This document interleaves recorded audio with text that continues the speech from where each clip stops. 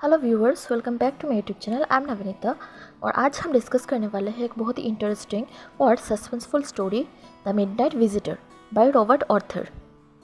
आज की जो स्टोरी है, बिलीव मी, ये कोई डिटेक्टिव मूवी से कम नहीं है। So before starting the story, let's know the theme and about the author of this particular story. Okay, now let's talk about the author Robert Arthur. Robert Arthur was an American writer. Robert Arthur जो है वो एक American writer थे। He was born in 1909.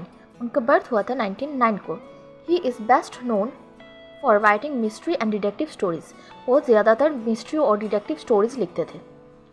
His stories are full of suspense and interesting twist.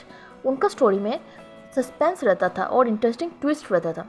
One of his most famous work is the Three Invigilators series for children. ये जो है the three invigilators series जो है children के लिए, ये क्या है, उनका एक मोस्ट फेमस वर्क है। His writing style is simple but the stories are always interesting. उनका जो राइटिंग स्टाइल जो है वो सिंपल में रहता है, लेकिन उनका जो स्टोरीज रहता है बहुत इंटरेस्टिंग होता है और एक्साइटिंग होता है। Okay, now let's talk about the theme of the story, the midnight visitor. This story tells us that intelligence and quick thinking are more powerful than physical strength. ये story हम लोगों को सिखाता है कि इंटेलिजेंस और क्विक थिंकिंग जो है वो फिजिकल स्ट्रेंथ से ज़्यादा पावरफुल है। द कैरेक्टर ओजावेल इज़ नॉट स्ट्रॉन्ग और good looking but he is very smart. जो कैरेक्टर है ओजावेल है वो स्ट्रॉन्ग भी नहीं है, गुड लुकिंग भी नहीं है, लेकिन बहुत स्मार्ट है, बहुत चालाक है। He uses his mind to solve a dangerous situation without fighting. वो एक डेंजर सिचुएशन अपना दिमाग लगाकर सॉल्व कर लिया था। The story also tells us that we should not जज पीपल बाय देयर अपीयरेंस। और ये भी हम लोगों को, ये स्टोरी हम लोगों को ये भी सिखाता है कि हम लोगों का अपीयरेंस देखकर हम लोगों को जज नहीं करना चाहिए। A person may look simple but can be very clever and brave. कोई भी एक पर्सन बहुत सिंपल दिख सकता है लेकिन बहुत क्लेवर हो सकता है और ब्रेव भी हो सकता है।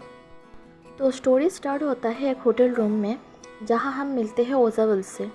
वो एक सीक्रेट एजेंट है, लेकिन जैसे हम मूवी में दिखते हैं स्टाइलिश और स्मार्ट डिटेक्टिव, वैसा बिल्कुल भी नहीं दिखता है। ओजावेल मोटा है, नॉर्मल लगता है और थोड़ा लेज़ी भी है, लेकिन उसकी सबसे बड़ी क्वालिटी है उसका स्मार्टनेस और प्रेजेंस ऑफ माइंड। स्टोरी में और एक कैरेक्टर है फाउलर, एक यंग राइटर जो स्पाई के काम को एक्साइटिंग समझता है। वो ओजावेल से मिलने आया है होपिंग कि कुछ धमाकेदार स्पाई मोमेंट देखने को मिल जाएगा, लेकिन जब वो मिलता है ओजावेल से तो उसको लगता है कि ये सब कुछ बोरिंग है। पर उस रात कुछ ऐसा होता है जो उसकी एक्सपेक्टेशन से कुछ ज़्यादा थ्रिलिंग होता है। तो फॉलर और ओजावेल उन लोग बातें कर रहे थे कमरे में बैठकर। जब उन लोग लाइट ऑन करते तो उन लोग देखते हैं कि उन लोगों के सामने एक आदमी क्या है, गन लेकर खड़ा हुआ है। तो जो आदमी गन लेकर खड़ा था उसका नाम होता है मैक्स। वो भी एक सीक्रेट एजेंट था, लेकिन एनिमी साइड का। तो मैक्स जो है उसका पर्पस है एक इम्पोर्टेंट रिपोर्ट लेना जो ओजावेल के पास है। वो उस रिपोर्ट को लेना चाहता है। तो ओजावेल क्या करता है, बहुत क्लीनली इस सिचुएशन को हैंडल करता है। वो मैक्स को बताता है कि उसका रूम में एक बैल्कनी है जहाँ से कोई भी इजीली आ जा सकता है, और मैक्स भी शायद उस बैल्कनी से आया है। मैक्स कंफ्यूज हो जाता है क्योंकि उसने तो बैल्कनी दिखी ही नहीं। तभी ओजावेल कहता है कि उसने ऑलरेडी पुलिस को बुलाया है और वो अभी आने वाला है। And at that time hotel का जो वेटर है वो आकर ओजावेल के रूम को नॉक करता है, और मैक्स, और उसको लगता है कि अभी पुलिस आया है। वो क्या करता है, वो पैनिक हो जाता है। मैक्स पुलिस का नाम सुनकर ही पैनिक हो जाता है और उसे लगता है कि ऐसे ओजावेल ने बोला कि यहाँ पर बैल्कनी है विंडो के बाहर, तो वो क्या करता है, विंडो से जंप कर देता है। पर यहाँ आता है ट्विस्ट। एक्चुअली उस रूम में कोई बैल्कनी था ही नहीं, वो ओजावेल का बनाया हुआ एक झूठ था, सिर्फ मैक्स को ट्रिक करने के लिए। फॉलर तो शॉक में होता है। उसे लगता था कि डिटेक्टिव का लाइफ बोरिंग है, पर अब उसने एक रियल थ्रिल एक्सपीरियंस किया।